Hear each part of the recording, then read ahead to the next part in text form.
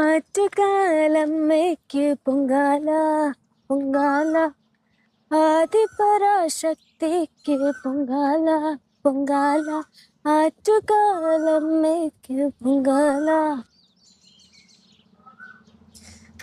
ആറ്റുകാലമ്മയ്ക്ക് Pongala Pongala ആദിപരാശക്തിക്ക് Pongala Pongala.